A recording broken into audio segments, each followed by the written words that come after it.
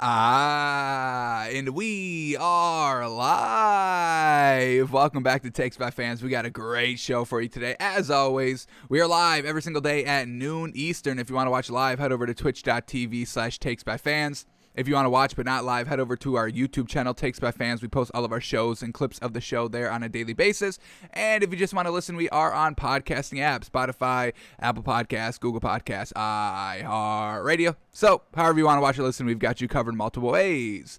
All right, today is a big old Thursday. We have officially kind of put week 4 in the books. We are going to kind of watch the Rams in the Cardinals film study that we couldn't fit into yesterday's show because the Rams are playing tonight, so we can get some nice, good understanding. Should we be worried about the Rams?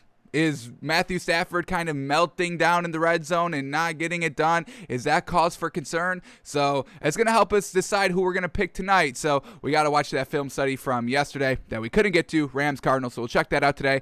But we're starting to talk about week 5 as well today on the show. Predicting and reacting to the week 5 lines. Is our thinking on par with Vegas? Where is the great value? Where is the disrespect? There's really been no big disrespect here by Vegas the last 2 weeks. So are they going to be back on their bullshit this week? We got to find that out. So we will be predicting and reacting to the week 5 lines today.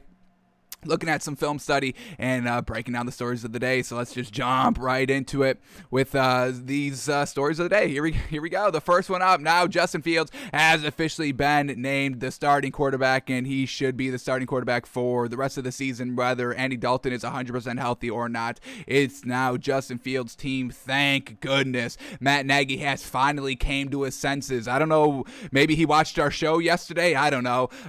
We watched Justin Fields' film study. And man, oh man, were we blown away, folks. It took our breath away. We were wowing. We were getting hyped, and we didn't even want to move off of the game. We wanted to spend the entire rest of the show watching Justin Fields. So he is finally named the starter, but now we get this.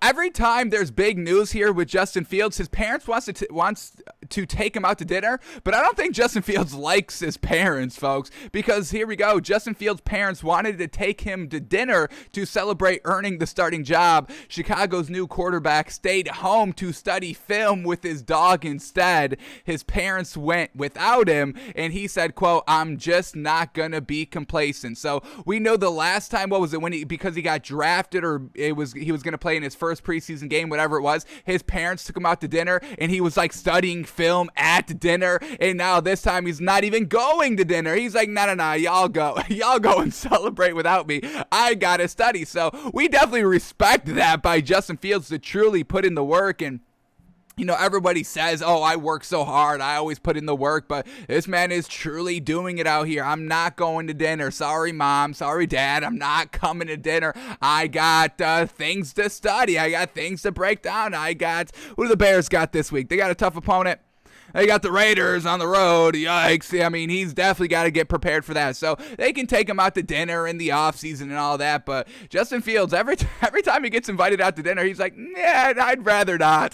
I'd rather be doing something else. So I don't know if Justin Fields has that close of a relationship with his parents. And so just interesting. But this man is putting in the work. He's definitely better than Andy Dalton. He does better things than Andy Dalton. He has that dual threat capability that Andy Dalton does not have. He's got that swagger about him. I mean, the big plays, hyping up his team, and he just seems like a leader on the field, and that's so great seeing that from a rookie quarterback. We celebrate leadership here on the show, and it seems like Justin Fields, the way he plays on the field, and we saw him with the little finger wag yesterday celebrating with the team after that big completion to Darnell Mooney on the right sideline, just getting everything hyped, and this man is truly putting in the work, leading by example. So I just don't understand. I mean, this man was doing this. This man was always putting in the work right from the beginning. So once again, head scratching that it took like 3 weeks and Andy Dalton to go down for Matt Nagy to truly make this man the starting quarterback for the rest of the season. But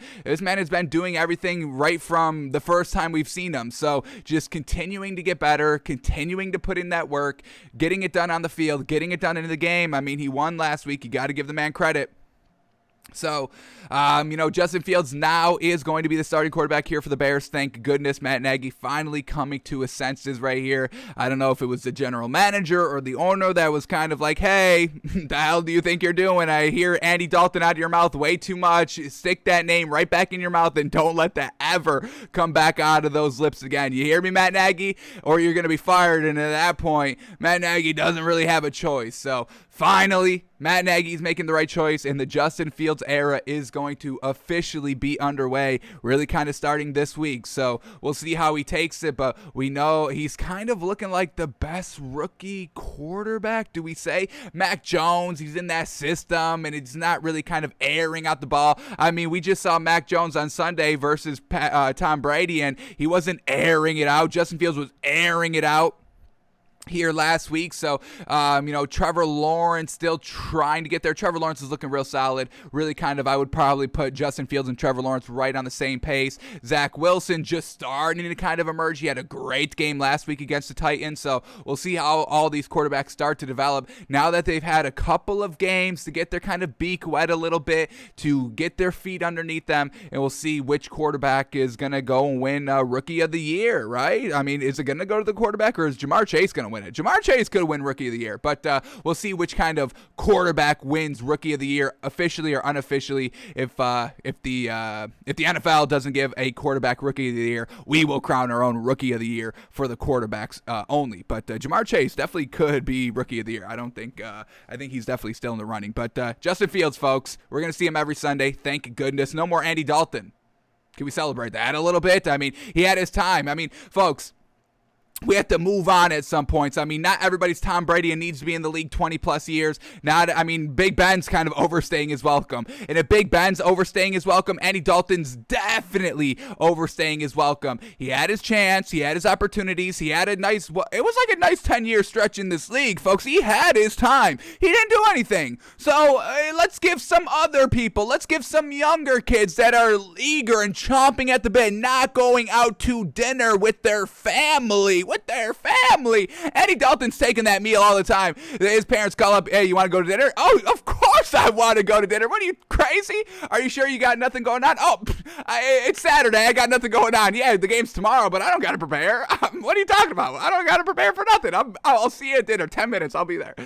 Justin Fields, he doesn't go to dinner. So give these people that have been working, give these younger kids a chance, and let's see what they can do, because I'm over mediocrity with Andy Dalton, okay? We've seen it. We know what it is. It's nothing great. It's first-round exits in the playoffs. It's disappointment after disappointment after disappointment after disappointment. He kind of wasted A.J. Green's career, and now A.J. Green has to kind of, backload his career here with, the Cardinals, and it's going well so far, but geez, he's trying to get a ring, and Andy Dalton never not stayed home with his dog to study to help out AJ Green get that ring, to accomplish something in Cincinnati. So Justin Fields' era has now officially began, and can't wait for Sunday, folks. We'll see how he does.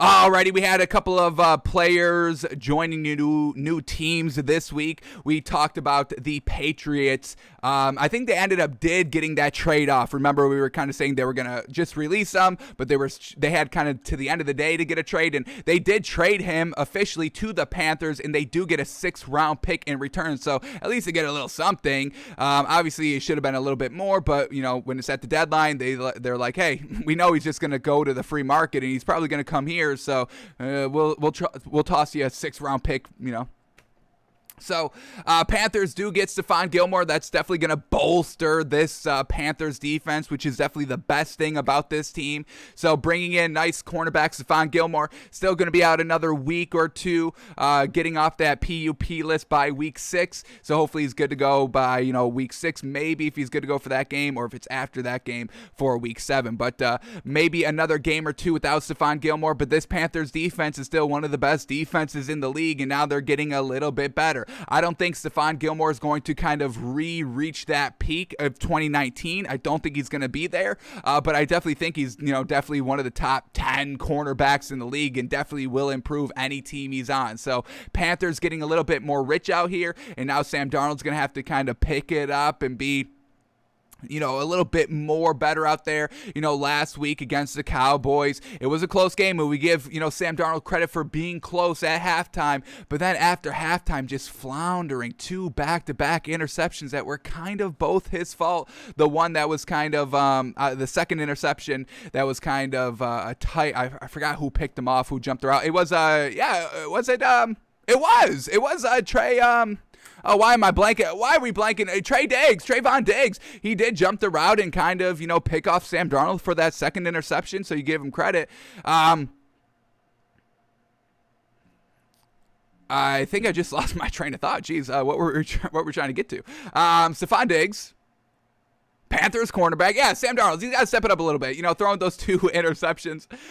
You just kind of have to, be a little bit better out here. We didn't have Christian McCaffrey last week, but that shouldn't be an excuse of why Sam Darnold, because you don't have your dink and dunk option, because you don't have your number 1 running back. Sam Darnold's only good if he has kind of great weapons all around him. So Sam Darnold still needs to step it up a little bit, but overall, the team is still really kind of on par. So the rich get a little richer out here for the Panthers, and we'll see if this defense can still be, as good as it's been, and if it's going to improve a little bit with the addition of Stephon Gilmore. So look for him in the blue, the Carolina blue now.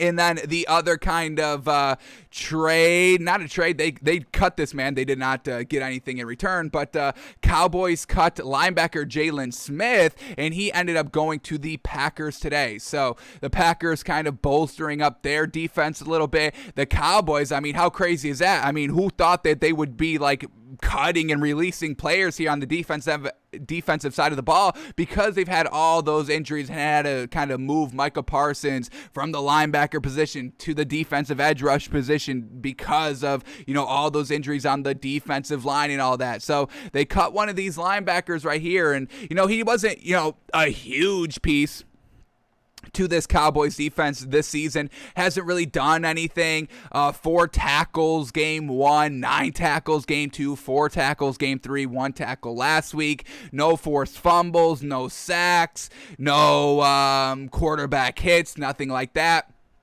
He wasn't really on the field that much. Game 1, he had 25% of the defensive snaps. Games 2 and 3, he had a lot more of a bigger role. 76% of the snaps game 2, 86% of the snaps game 3. But then just last week against Carolina, just 40% of the snaps, and they were still able to win the game. So they feel confident of releasing Jalen Smith. We'll see if that's the right move. I don't know if you should, if your defense is good, having Jalen Smith out there just to kind of be like a 3rd or 4th option out there, I don't think could have hurt the team. So we'll see if this is a good move here by Mike McCarthy and Dan Quinn of releasing Jalen Smith for really nothing. So we'll see if the Cowboys defense can still hold, and we'll see if this Packers defense gets a little bit better here. But Jalen Smith now officially a Green Bay Packer.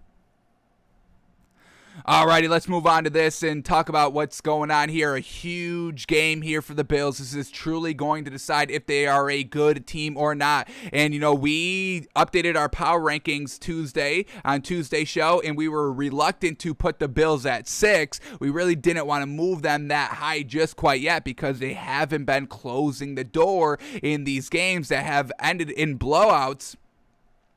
And, the Bills haven't really faced a real team with a real great quarterback. They lost to the Steelers week 1, which, week by week, that's looking like a worse and worse loss as the season progresses. They beat the Dolphins without Tua. That's not impressive. They beat the Texans without Tyrod Taylor. That's not impressive. But now this is the week, folks, against the Chiefs. Yes, sir, they're on the road. Andy Reid, Patrick Mahomes, geez Louise. This is their first true test to see if this is the real deal or not. And I've seen, everybody's power rankings coming out this week, heading into week 5, and there are a couple of people that do say the Bills are the best team in the league, and I think that's a way overreaction, and we'll see what the Bills are going to be looking like. But let's hear from Josh Allen on what he's kind of focusing on here this week with this big matchup, because we need to see Josh Allen be on point. This Bills defense has been great, but it's got to be Josh Allen to put the points on the board. We just saw the Chiefs last last week score on every single possession. Patrick Mahomes threw one interception, but every other possession ended in a touchdown, folks. That's so crazy.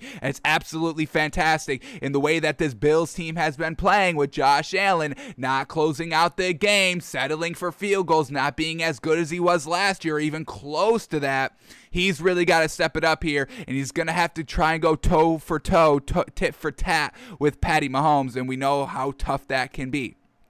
So let's see what Josh Allen is saying, and let's get into this article, because Bills wide receiver Stephon Diggs and quarterback Josh Allen not focus on redemption ahead of Chiefs rematch, saying, quote, "It's week 5. Yes, it's week 5, but yes, you have the AFC Championship game rematch from last season, Bills-Chiefs, that, obviously the Bills lose, but then you also have this kind of distraction this season of you haven't really played anybody. Yeah, you've been blowing them out in the final score, but it's taken y'all till the second half to really close out these games. And if these teams had competent quarterbacks, I don't know if the Bills are 3-1 at this point, potentially 2-2, and I would even say potentially 1-3 at this point heading into week 5.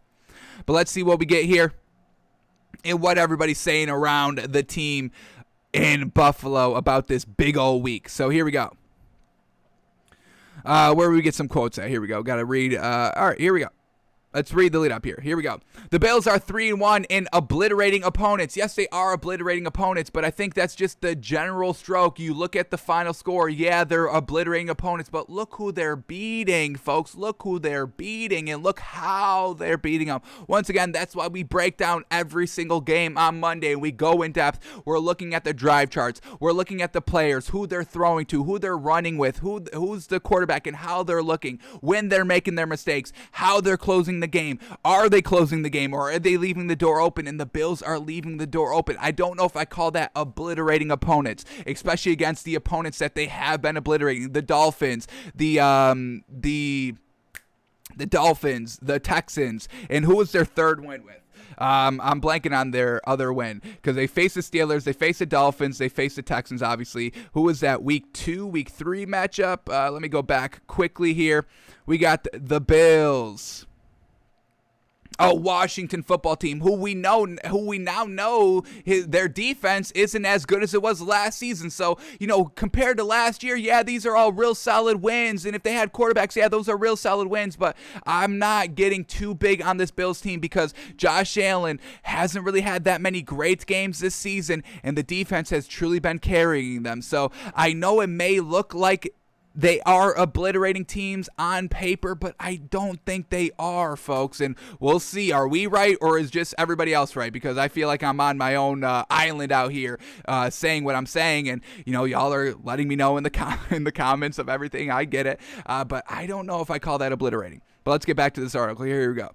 The Bills are 3-1 and obliterating opponents, taking home each of their 3 victories by an average margin of 32 points. That's absolutely crazy to say. They seem to have only gotten better than they were in 2020. Hey, what? They seem to have only gotten better than what they were in 2020? No, they won't. No, they haven't. Okay, now y'all are getting wild on this Bills team. Okay, now y'all are about to bring out the wild side here. It takes my fans. Y'all are telling me that they've gotten better since 2020? No, who's gotten better? Josh Allen hasn't, and they haven't faced anybody. They have not. I'm ready to say it. Everybody that this Bills team has faced has been trash, folks. See, y'all have woken up the beast. The Dolphins are trash. The Steelers are trash. The Texans are trash. Washington is trash, and they've been obliterating teams by 32 points. That doesn't make any sense. Folks, do you see the Chiefs obliterating everybody by 32 points? No, because they've been facing good teams. Do you see the Rams obliterating anybody by 32 points? No, because they face good teams. Damn! The fact that this man, who said this? You need to be held responsible. Nick Shook, and how crazy. My name's Nick, and I'm shook right now. Oh my goodness. This man really just said they seem to have only gotten better than they were in 2020. No, they haven't. Josh Allen threw 69% completion percentage last year. Do you know what he's doing this season? Like 50, 63, 67, I think. That's it. So please, oh my gosh. See, this is what I'm talking about. Y'all can talk up teams. I've got no problem with y'all talking up teams. But the fact that y'all go overboard, it's wild. We don't need to go overboard and say they've gotten better since last season. No, I can guarantee you, no, they haven't. It's clear as day they haven't. They haven't faced anybody this season. Oh my goodness. Oh my goodness, I can't believe Nick Shook just said that. He wrote this, folks. He wrote this. These are his words. They have seemed to only have gotten better than what they were in 2020. I don't know if I can even read the rest of this. I'm getting wild here, folks. I'm wilded out here. All right, but let's continue on to see what other nonsense this dude is saying. Let's start back because here we go. The Bills are 3-1. Let's try to get through the article and then let's see. Let's see if we can even get through this article. I don't even know. We might have to cut this short. The Bills are 3-1 in obliterating opponents, taking home each of their 3 victories by an average margin of 32.3 points. They seem to have only gotten better than they were in 2020, or they're the beneficiaries of being a favorable opponent. Or they're the beneficiaries of a favorable opening slate. That's that. Okay, maybe we should have finished this sentence, but if you're going to lead with that, yes, they're the beneficiaries of a favorable opening slate. Time will tell on the latter. No, time will not tell. We know it. They're certainly not receiving any advantage when they go to Kansas City this weekend. Site of death of their Super Bowl LV dreams. I don't know what that is. Is that 55? I think that might be 55. Just don't waste your breath reminding Stephon Diggs of the results. Quote here by Stephon Diggs, quote, "Nothing. I've played there before. I've lost there before. When I was in Minnesota, we lost to them actually on the last drive of the game. So I've lost there before. I don't look at it as going back to do X, Y, Z. I'm trying to get a win." So Stephon Diggs kind of, I've lost to this team before. But remember, Stephon Diggs, when he lost to the Chiefs last year in the AFC Championship game, the Bills did. Remember that narrative in that picture? Stephon Diggs from the kind of the end zone, and then you see in the distance the Chiefs players all celebrating, and Stephon Diggs is, you just get the back of him watching the entire Chiefs team celebrate going to the Super Bowl. And what was it? What did Stephon Diggs say? Like, "Oh, I'm gonna get back here. I want to get back here," or something like that. So this game truly means a lot to Stephon Diggs, and I know they may be downplaying it, but the national media does kind of highly regard this Bills team. A lot of people have been putting them as their number one team in the NFL, and just take the AFC. The Bills and the Chiefs, they're the upper echelon teams right here, and the Bills know that they have to start beating them and being really competitive. No double-digit losses, coming down to the very last possession, 3 to 6 point losses.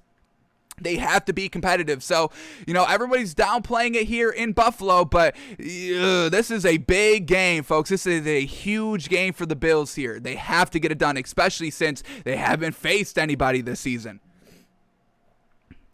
All right, who else is talking here? We're going to get a Josh Allen quote up next, so let's read the lead up here.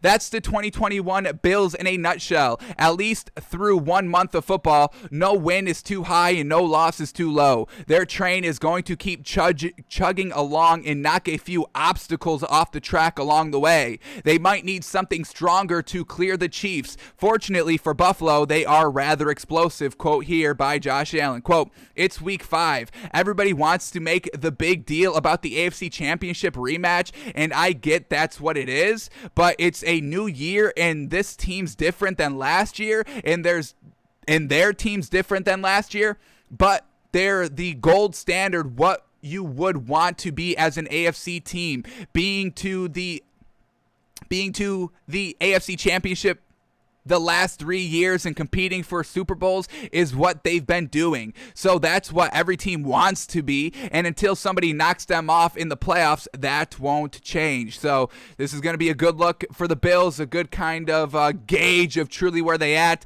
And it's still early in the season. So if they do meet again, it will be in the playoffs. And we'll see, who's learned and who's gotten better. Week 5, can you really learn anything, by a team at the end of the year compared to week 5? They're probably a little different or totally different. So Josh Allen, saying, hey, this is just a Week 5 game. Y'all are trying to make it the AFC Championship rematch. It's really not. It's a Week 5 game.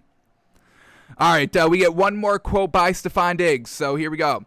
What also won't change, in fact, it'll be even more intense thanks to the return of full stadiums, is the hostile environment the Bills will be entering this weekend. Allen recalled Arrowhead Stadium being rather loud last winter, and that was with just a fraction of the stadium's total capacity in attendance. Diggs is letting it be known noise doesn't bother him. Says, quote, I'm all about the hostile environments. I'm pretty chill right now, but when it's time to go, I love everything about it. I love not being able to hear. It's kind of weird to say, but it's so loud that it's quiet. You don't get nothing but your thoughts and really just the man in front of you. It's a good feeling, though.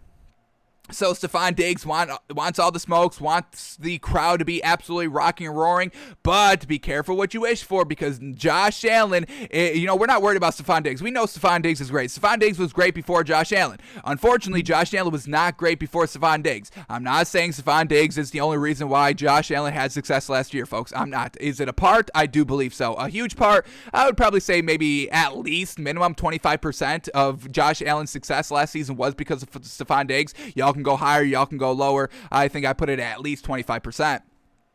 But do I go high as 50? I may go as high as 50, but right now we'll stick at 25. But Josh Allen with the crowd noise, we don't know. Josh Allen's last, what do we know? Let's break down the facts, folks. What do we know? Josh Allen only had one good season. He has played 3 seasons. He is in his 4th season. He only has one good season so far. What changed during that one good season? No fans in the stands and Stefon Diggs. He has Stefon Diggs still, but now there's fans in the stands. So how is he playing? He's not playing that good this year. He had 2 good games, I think, 2 out of the 4 good games, which is, the last 2 have been better. So that's good, getting better every single week, something we like to see. So that's good. But now you're going into Arrowhead, Kansas City, one of the best teams in the league, one of the best home environments in the league. We'll see how he reacts to this. And like we said, this is truly going to be the standard, the bar of what this Bills team can be. How do they play going into Kansas City with Josh Allen being a little uncertain if he can play in front of a hostile environment? So we'll see how it all goes, and we'll see how Josh Allen plays, and we'll see what this Bills team is looking like. If they come out and win this game, they are exactly who the media paints them to be. Great. The first 4 kind of lackluster opponents didn't mean anything. They beat the best team, but if they come out and lose, oh man, I think Western New York might burn down to the ground. So we'll see what the result is come Sunday. Bills at Chiefs, Sunday Night Football, going to be fantastic. All right, next thing up I want to touch on quickly here. Keelan Cole went to the Jets media yesterday, and he said some pretty interesting things here. So Keelan Cole says Zach Wilson's throw to Corey Davis is unlike anything he's ever seen, and he goes on this kind of 1:30 rant right here. Not even a rant, just an explanation, and it's real good. I would listen to it. I would encourage everybody to listen to this. It's on my like tweets. Just go to my profile, Takes by Fans, go to the like tweets and find the tweet. Yeah, he was kind of saying, hey, he made that play, and that's a big step when you can say, oh, I got this. I like that. And he's referencing that big play, that big touchdown to Corey Davis that Zach Wilson just absolutely uncorked and got a touchdown. We're going to watch that play in a second. Yeah, Keelan Cole says that kind of what Zach Wilson did to that throw. He's never been a part of a team that a quarterback has ever done that. So that's huge props to Zach Wilson. Keelan Cole has played for the Jaguars from 2017 up until last year. So this is his first new team and his second team overall. So he's had quarterbacks of Blake Bortles and Gardner Minshew. So we know those aren't anything great, but he's saying that kind of Zach Wilson is kind of a little bit better than those two. So that's kind of where Keelan Cole sees Zach Wilson currently.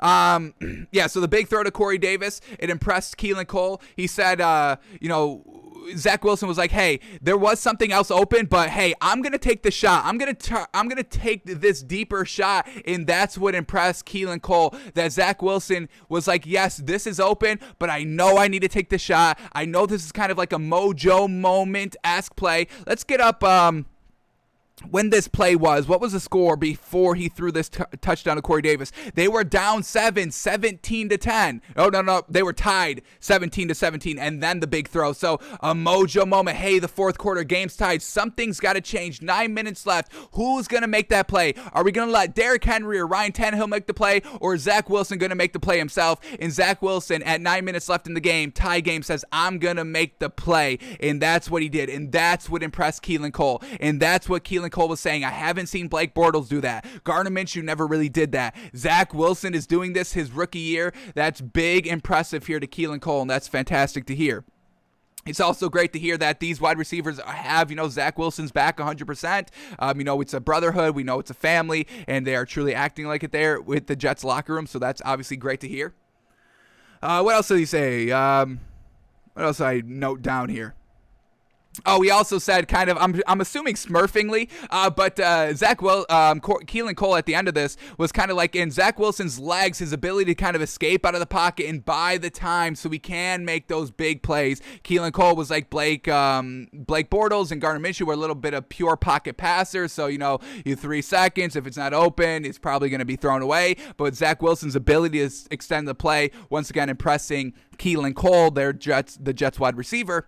And then he says Zach Wilson's going to kind of make y'all have him getting compared to Michael Vick, what he can do with his legs. And he's expecting Zach Wilson to develop his kind of dual threat game as the season progresses. So big endorsement here by Keelan Cole of Zach Wilson, and we'll see if they can get better. And we just were impressed with Zach Wilson the last game. They got their first win. They had their full complement of wide receivers now finally healthy.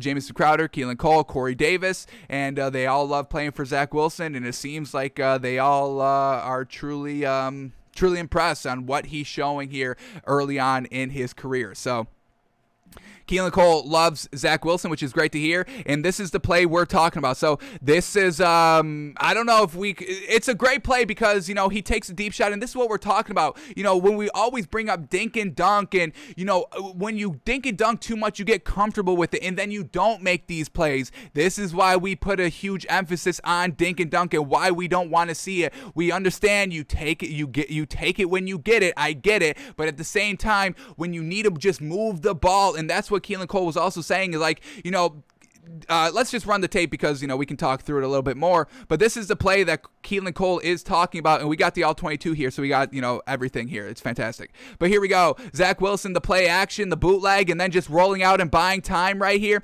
And you see him. You see him direct the traffic. You see him point his arms out. Hey, go deep. I'm throwing this deep. And this is the wide open pass that Keelan Cole is talking about. Here we go, and it's a good wide open. Here it is. It's this wide receiver that lined up on the right side. He's got 3-4 yards of separation here coming back. Zach Wilson, you launched this ball, and this is a great pickup. This is going to be like a 25, 30-yard gain right here. Zach Wilson doesn't take that, and instead tells Corey Davis to keep going and then airs it out and throws an absolute beautiful ball. I mean, look at how beautiful this ball was thrown. Jeez Louise. Corey Davis had the corner right on him, the safety kind of coming over, and Zach Wilson only kind of 2 yards of separation between Corey Davis and the safety, and he puts it in absolutely beautifully, splits the defenders, and makes this a 7-point lead for the Jets. A huge time, a pivotal time in this game, and Zach Wilson said, I'm not going to take like the 25-yard gain because then we have to go another play and anything can happen on those plays. A fumble, an interception, we get sacked, I get injured, or we just stall out and have to kick a field goal, or we missed a field goal and come up with no points even though I made a great read and a great throw. I'm going to try and take this chance right now because I believe in my ability, and I also believe in my wide receivers Corey Davis and Keelan Cole and Jamison Crowder and all them, especially Corey Davis. Truly, we know he truly relies and truly believes in Corey Davis, his wide receiver. So this is great to hear by Keelan Cole that they're all around and they're all truly buying into Zach Wilson in the schemes, in the offense, and all that. So we can start buying this Jets team a little bit more now, and we'll see if Zach Wilson continues to get better, and we'll see if this Jets team can kind of start being competitive in games, and maybe even start vying for the playoffs. There's got a 1-3 start, but we'll see. You finally get that first win. Maybe everything just kind of comes up big. So they've got the Falcons this week, another winnable game. Yes, they're on the road, but that's a huge winnable game. We'll see if they take advantage. Alrighty, and then just some quick updates on who has been playing, who has been not practicing, and potential some outs for this week. But here we go. Quarterback Baker Mayfield, who has been wearing a shoulder harness to play, suffered a partially torn labrum in his left shoulder on September 19th against the Texans. No surgery needed as of now. He was listed on the report after the injury and hasn't missed a practice snap. So this man has been injured for 2 weeks. Folks, and we just looked at Baker Mayfield yesterday in our film study of last week, and we've been saying, hey, these last 2 weeks have been so uncharacteristic of what Baker Mayfield is as a quarterback. Huge garbage completion percentage, not moving the ball, not being accurate, not being that game manager quarterback that we know he is. So now, do we understand why a little bit? His left shoulder, little banged up. Now he's he's right arm, so he's throwing with his right arm, obviously. But maybe the pain, maybe just kind of how he throws and how he twists his body, that pain is kind of affecting his play a little bit, because that's all we can kind of truly know, or maybe try to put the blame in on what is going wrong, because it's not the offense for the Browns. It's not Kevin Stefanski. It's not the defense. It's not the wide receivers getting open. We just saw him yesterday not make the easiest read ever on a 3rd and 2, and he tries to scramble for it. So we don't know what's going on with Baker Mayfield. All we know is he's a little banged up. So I'm going to kind of attribute this lack of good play here to potentially this partially torn labrum in his left shoulder. So, and this is, still early on, so maybe you should get that repaired. Take a couple weeks off. This offense and defense can, I think, get it done. Let's see who the Browns' backup quarterback is. Who the heck is the Browns' backup quarterback? Would we feel comfortable if Baker Mayfield sat out for 2 to 3 weeks with this partially torn labrum to get it repaired? Let's see, Case Keenum. Can we believe in Case Keenum? I think Case Keenum can play game-managing quarterback with this offense and defense. Let's get up his career stats. What are we looking like here with Case Keenum? Career completion percentage, 62%. Not bad.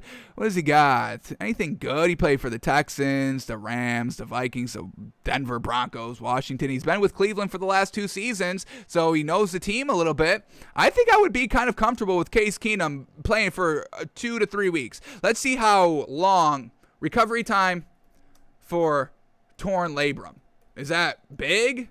Should he have surgery right now, early on in the season, to get this man? Because the Baker Mayfield cannot keep up this level of play that he's playing, or they're not going to make the playoffs. They won't win the division. They won't make the playoffs. They won't win a playoff game. They won't go deep.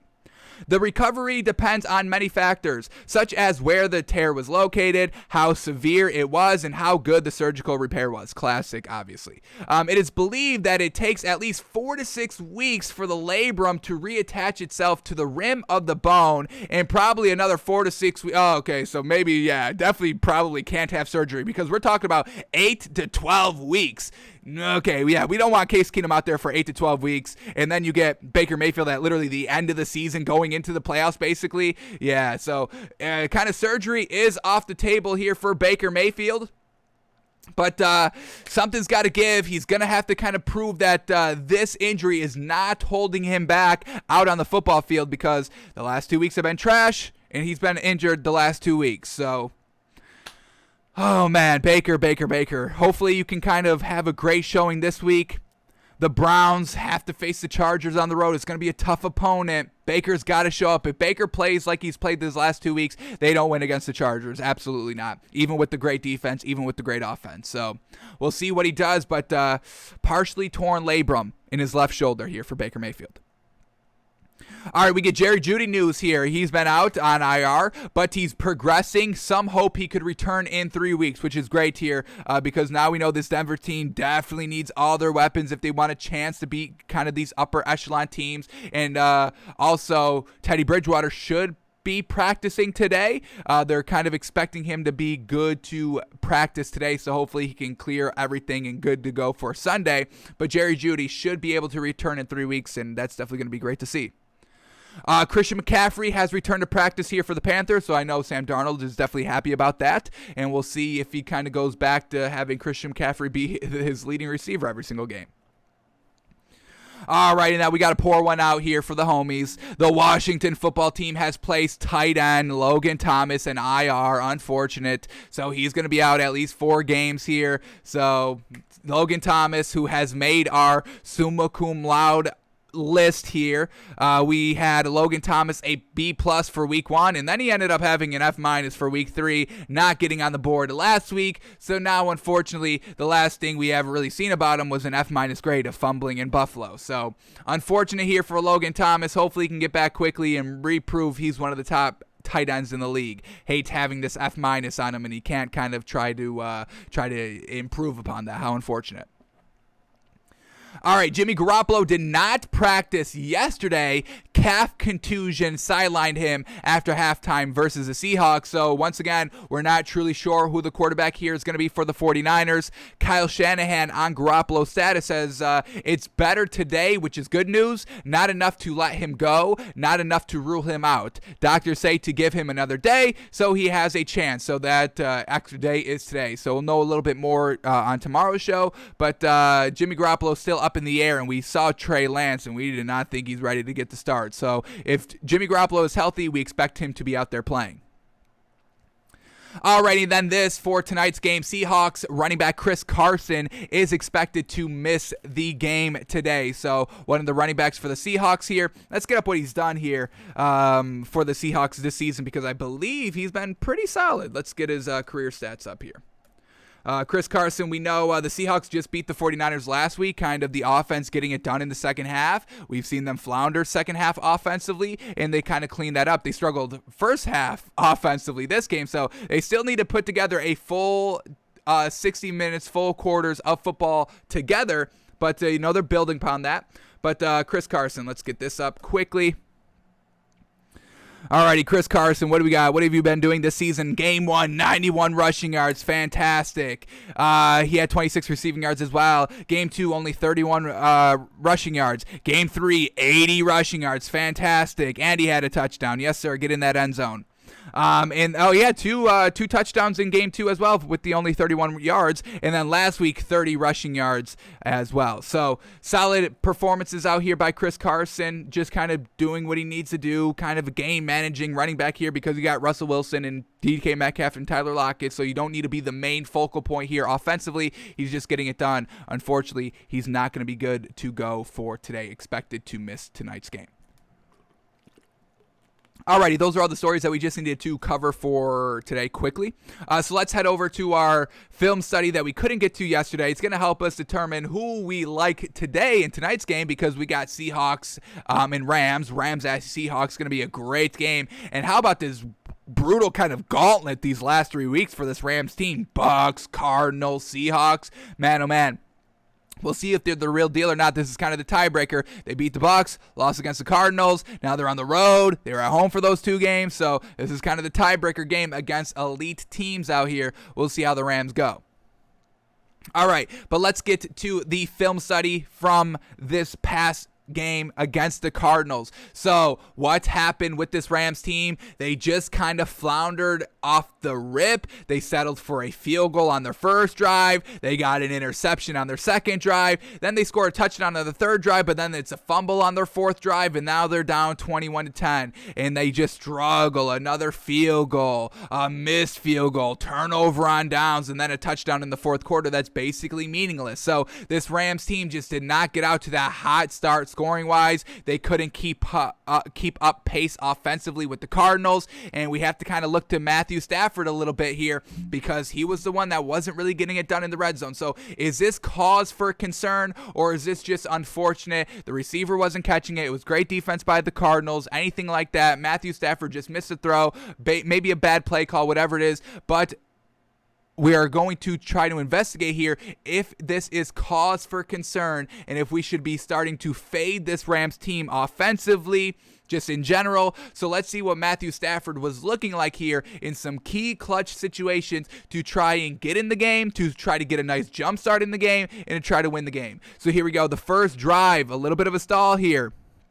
Like we said, it ends in a field goal, and we get a 2nd and 5 and a 3rd and 5 incomplete in kind of the red zone for them to have to settle for the field goal. So let's see what this first play up here. Here we go, 2nd and 5, and they're at the Cardinals 20-yard line, folks, 24-yard line. Here we go. Matthew Stafford, empty backfield, drops back to pass, and this is right on Cooper Kupp. A big drop there, and we have not seen that all season. All season, it's been great. Matthew Stafford to Cooper Kupp, one of the best quarterback-wide receiver combos this season in the league, and that's a big drop there by Cooper Kupp. It was good. It was low and away. We could watch this one more time in slow motion. Oh yeah, that was right on target. That's not even low and away. That's absolutely beautiful right there. But Cooper Kupp took his eyes off the ball the last second, and that's an incomplete pass. So that's not on Matthew Stafford. That's just an unfortunate drop that we don't see. So that's good. That's good. This is not cause for concern and burn down the entire season. 4 weeks into the season. All right, but let's see what we get here on 3rd and 5. All right, single back in the backfield, 4 wide here, still at the 24-yard line here of the Cardinals. Matthew Stafford dropping back to pass. He's going deep, and this is a little bit of an overthrow to Tyler Higbee, the nice tight end option out here. Let's see if we get a nice look at this one. I want to see how far incomplete this was, because it did look like Tyler Higbee had a little bit of a half a step on his defender and just unfortunately could not get it going. All right, we just ended up stopping this play. That's not good. Let me refresh the page. See if we can get back there quickly. See if I can get back here quickly. We got 5:20 on the clock. All right, here we go. I just want to see Tyler Higbee one more time here. And then we can move on to the next drive. That, once again, not a great end. But here we go. Let's watch this ball at the top corner. We get Tyler Higbee up here. I mean, he got the nice separation. I mean, here it is. That's about a half a yard. That's all that you need in this league to be really open. And, yeah, about 2 yards overthrown. So Matthew Stafford got to rein in that accuracy a little bit more. And Cooper Kupp dropping that ball truly hurt him as well. Do we get a replay? We don't get a replay of that? Come on. No replay of that, of the overthrow? Damn it. So it looked to be overthrown there by Matthew Stafford. Unfortunate. All right, next drive up here with this Rams team is Matthew Stafford's interception here. They're up 3-0 at this point. The Cardinals didn't score on their first drive. You have a chance to, go up 10-0, go up 6-0. But Matthew Stafford throws an interception on the second play of this drive on great field position. They're starting at their own 44-yard line, folks, and we get a 2nd and 3. Here we go. Matthew Stafford under center. Play action pass. Plenty of time to throw, and he's going to take a shot here to Deshaun Jackson, but underthrows this ball right here. Let's count the yards on this ball. Did Matthew Stafford arm just kind of give up on him? He's launching this from his own 35-yard line and getting it all the way down to the 15. Jeez Louise, that's 50 yards right there clean, folks. So unfortunate, Matthew Stafford underthrowing this ball, and we know Deshaun Jackson is their speedy deep threat, and this Cardinals defense was right on him. We saw Matthew Stafford to Deshaun Jackson, what was it, like 2 times last week that went big, broke it big. Just this week, they kept them under wraps. So give credit to this Cardinals defense. Matthew Stafford trying to take a shot here that just truly wasn't open. Shot play. Safety comes over, undercuts this underthrown ball, and that's a pick trying to hit Deshaun Jackson. So that's on Matthew Stafford right there. Unfortunate. But once again, great defense by this Cardinals team to shut down kind of Deshaun Jackson this game. What did Deshaun Jackson have? I think he only had like 1 catch. Yeah, 1 catch for 6 yards. On how many targets? 3 targets. Jeez Louise, these are one of the targets that results in a pick. So now you just gave all the momentum to the Cardinals. They take advantage to it. They score a couple of touchdowns, and the next drive that we have queued up here, they're down. The Rams are down 21-10, folks. 21-10, and we get a 3rd and 3 incomplete. Unfortunate. Once again, stalling on these drives. Let's see what happens here. So here we go. Down 21-10. 3rd and 3 at midfield. They have to punt because of this. Matthew Stafford drops back to pass, trying to hit Cooper Kupp on a slant route. And once again, this defense is all over these defenders, and Cooper Kupp is not able to hang on to this ball. Let's quickly see. Hopefully we get a replay because this was real close, and we got to see, was it broken up? Here we go. We're going to get a great look right here. Oh, yeah. Oh, yeah. From the back angle, here we go. It's low and away, and it's right through his hands. Cooper Kupp. Oh, my goodness, what a stinker of a game this is. This is exactly where it needs to be by Matthew Stafford. So we're getting 2 great throws. Whenever he targets Cooper Kupp, I mean, this man is 100% accurate there. Jeez Louise. He's a little off the mark with Tyler Higbee. Tyler Higbee's still a tight end at the end of the day, not a true wide receiver. And Deshaun Jackson, I mean, he's still a good wide receiver, don't get us wrong, but he's just speedy out there. That's all he can really do. And that's no disrespect to Deshaun Jackson. He's got a great career here, and I would definitely say a surefire first ballot Hall of Famer in this league, but he is kind of reaching the end of his career here in the NFL, and he's a good speedster still. But so unfortunate here.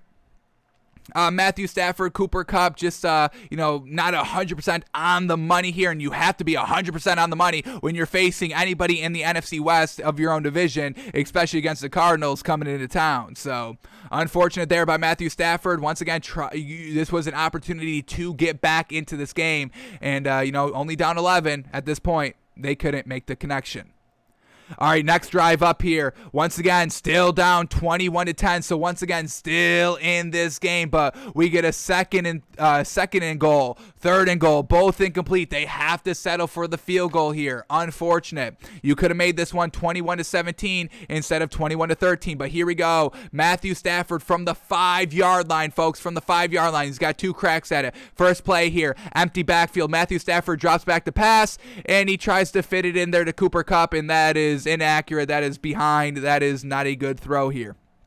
Let's watch this one more time, trying to hit Cooper Kupp on a little bit of a slant route. Pressure is right in his face and basically just throws it in the direction of Cooper Kupp, but that's on the pressure there. Once again, this Cardinals defense needs to be kind of taken legitimately out here, folks. We all know about the offense. It's fantastic, but this defense was getting after it here, locking up the speedsters, not allowing really any great separation, and putting the pressure on Matthew Stafford in the red zone. Fantastic. All right, now we get 3rd and goal here. Here we go. Let's see what they can do. Here we go. 3rd and goal. Matthew Stafford, empty backfield, trips to the left here. Motion man at the snap. Fake toss to the running back, and then goes to Cooper Kupp, and it seemed to be open, but Matthew Stafford inaccurate as heck with this ball. Jeez Louise. You put this one right on Cooper Kupp here. He's going to make an effort to dive for that pylon for the corner. But he just, that's way inaccurate. So Matthew Stafford down here, an overthrow to Tyler Higbee. Missed the Cooper Kupp time 1 because of pressure. No pressure here. Just a real bad errant throw. Jeez. Let's watch this one more time from start to finish. Was there anything open by the time of pass? I mean, this is what it's designed to go for. A little bit of a rub route here at the bottom of the screen to free him up. And that would have been close, folks. I don't know if he gets in for a touchdown. This defender's right there, but we know Cooper Kupp's a dog, and he would have fought tooth and nail to touch that pylon with the ball to score 7 points. So unfortunate there. Just this offense not truly playing at its peak, and we've seen it play at its peak. That's why it's so frustrating here that this Rams team lost in this kind of fashion here to the Cardinals. They got to be ready to go on every single game, and how are you not ready to go here on this Cardinals team? Unfortunate. Alrighty, the next drive up here. We get a 2nd and 10 and a 3rd and 4, and it results into a field goal. So, once again, kind of floundering here, having to settle for field goals, folks. It will lose you the game in most cases when you're facing above average upper echelon teams, folks. Let's see what he's looking like here. Here we go. A couple of plays. We start here on 2nd and 10, and they're at the Cardinals 33-yard line. Here we go. Drops back to pass, and it's just a wide receiver screen. It's on target. The accuracy is there. Thank goodness. It's not just Matthew Stafford had a garbage game all around. So really no cause to truly fall off of this Rams team so far.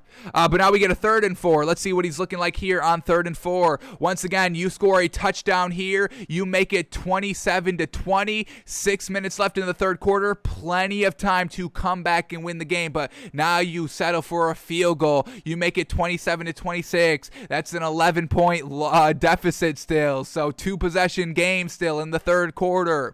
Man, oh man, so here we go, 3rd and 4. Matthew Stafford, empty backfield, 5 wide. Here we go. Drops back to pass, and he's going deep to Cooper Kupp. And man, what the heck? This is bad accuracy again, and Cooper Kupp doesn't really seem to make an effort to get this ball, but this is wide open, and Matthew Stafford does not put it on the money, folks. Jeez. And why is this going to have to refresh as well? Jeez.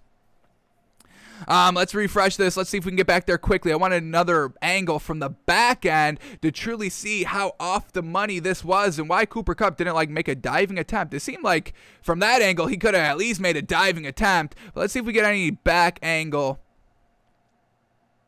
to truly get a gauge on this ball. So we got to go to... Actually, we might just have to move on because we did lose our place here and we do not have the backup of the timestamp. How unfortunate. Did this result in the missed field goal? Is that right? Let me see if I can bring it up here quickly. Now that they've got the footage up here, we should be able to click each play individually if they are all up, and they are all. Oh, look at this. Look at this. Here we go. All right. Back to the play, and this resulted into a missed field goal. Even worse. Jeez Louise. But here we go. So here we go. Same play that we just watched. Cooper Kupp wide open. A nice little stutter. Oh, my God. He absolutely destroyed that cornerback with that move. And Matthew Stafford just... Man, why did Cooper Kupp not... We got to see a different angle. Jeez Louise. But we can't do it this way. Little technical difficulties. We'll get it right, though. We'll get it right right here. All right, we got to go to 6:33. 6:33 in the third quarter. Hang with us, folks. We'll get it there.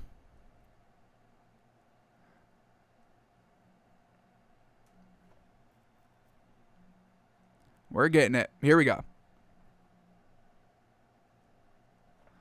All right, here we go. We're getting there. Got to see the back angle. They better show a back angle replay. We didn't do all this for nothing, folks. That was a great route by Cooper Kupp. All right, here we go. Matthew Stafford, incomplete pass. There it is. Let's see if we get a back angle replay here. Matthew Stafford trots off the field, and here we go. Okay, we're going to get a good look right here. Cooper Kupp, a great move to beat the defender. Look at that. Has stutter step, and then the miss. They're going to replay it again. Here we go. Okay, great angle right here. Cooper Kupp. Oh, yeah, that's just way short, man. That's like 3 yards, way too much inside. Low as heck. That's a touchdown if he puts it on the money. Matthew Stafford, man, being lackadaisical in some of these throws. You can't do that here. So a little bit of cause for concern, maybe a little bit on Matthew Stafford. That's wide open. You can't be missing wide open to Cooper Kupp.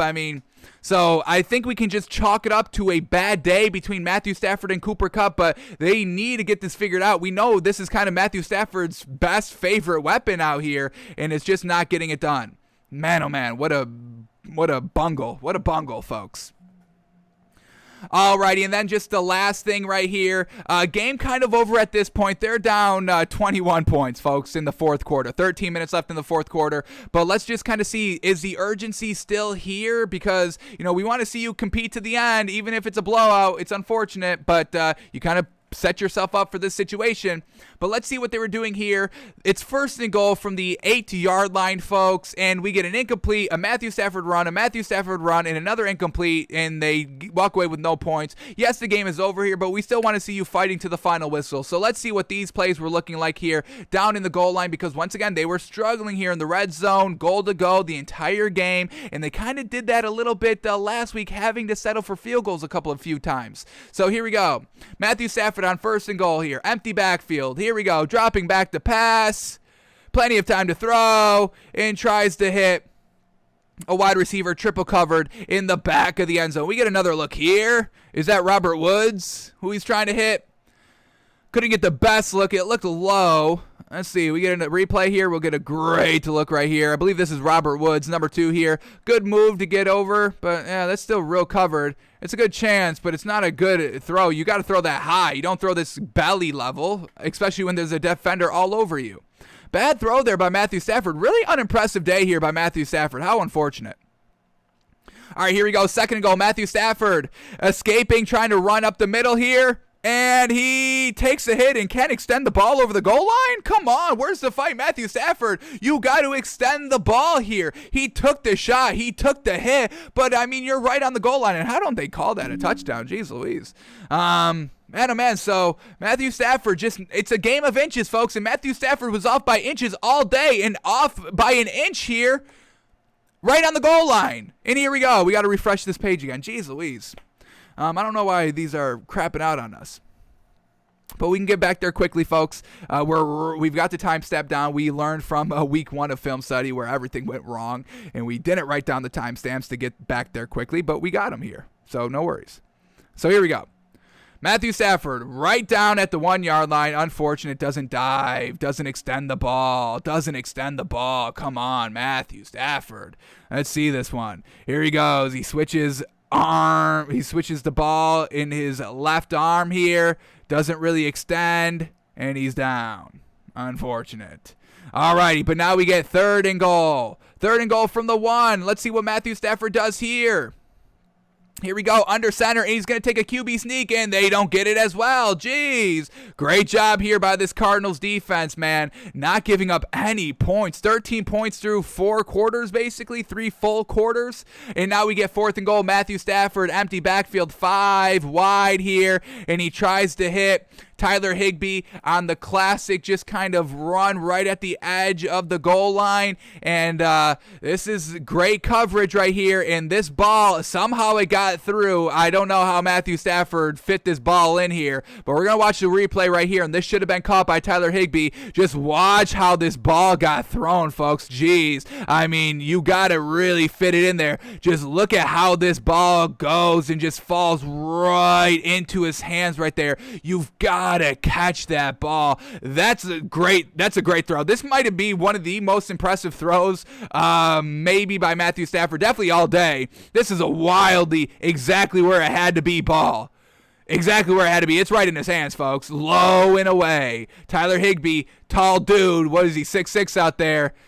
Can't hang on to the ball and look it in. Damn. So when Matthew Stafford was accurate, the receivers couldn't catch. When the receivers were open, Matthew Stafford couldn't put it right on the money. How unfortunate. So overall, a lot of people deserve blame for this Rams malfunction and meltdown last week against the Cardinals. I don't think it's too much cause for concern, but we need to see the Cooper Kupp and Matthew Stafford combo back at it tonight against the Seahawks before we truly blow up this Rams team. But not great what we saw. Truly unfortunate. And Matthew Stafford's way better than that. Truly.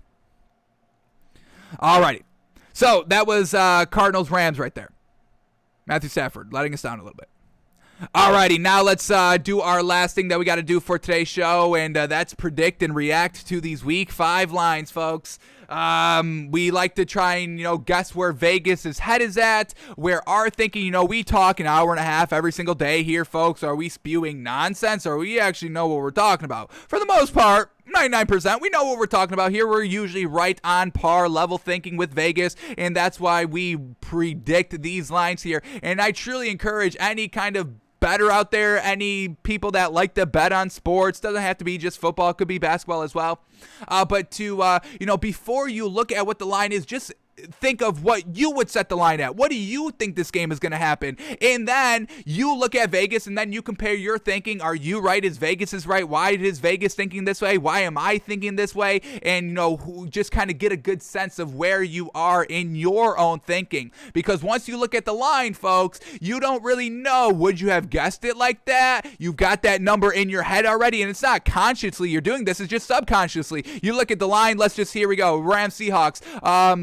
okay, you look at the line, it's Seahawks -3. I don't know what it is, folks, quite yet. But let's just say you look at the line, Seahawks -3. Oh, yeah, I would have probably said Seahawks -3. Yeah. And then you're going on that notion of that's your thought, but that's not truly your thought because subconsciously you already saw the number and you worked it in your subconscious, folks. That's why it's called the subconscious. Come on. So that's why we like to do it here.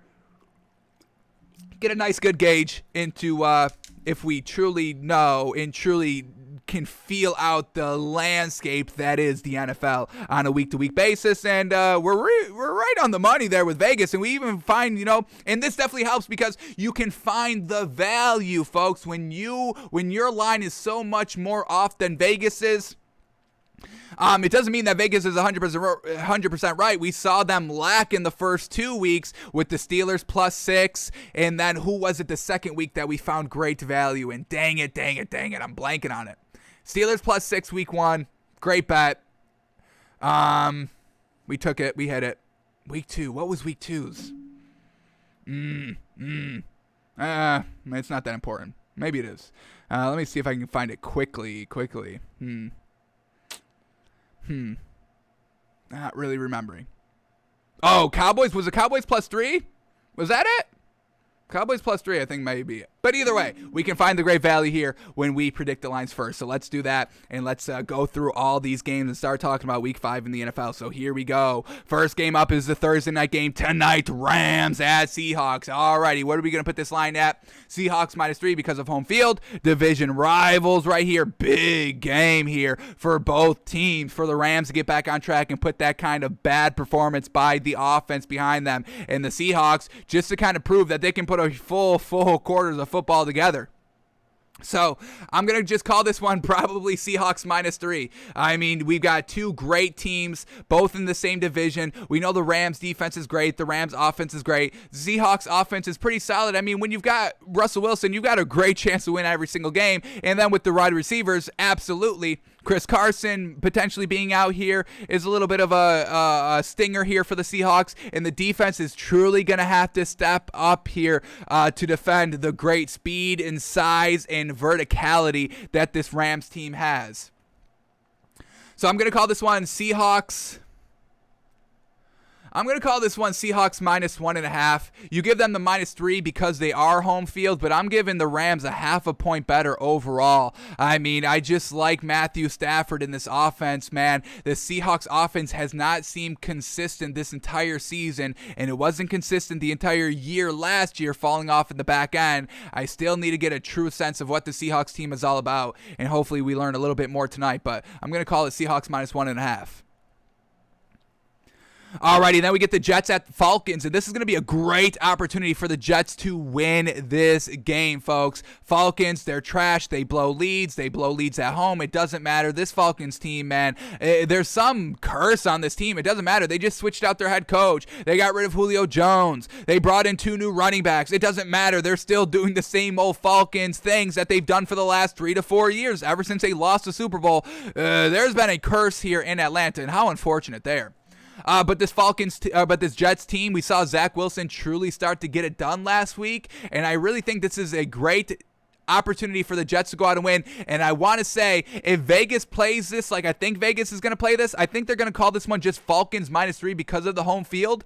And if they do that, I'm taking the Jets +3 all day. That's great value in my opinion. But I'm going to call this one Falcons -2. You give a -3 because of home field, and I'm saying this Jets team is just a little bit like a point better overall than the Falcons. And I may be crazy by saying this, folks. I may be crazy, but I think I take Zach Wilson over Matt Ryan right now. What is Matt Ryan showing us? Nothing.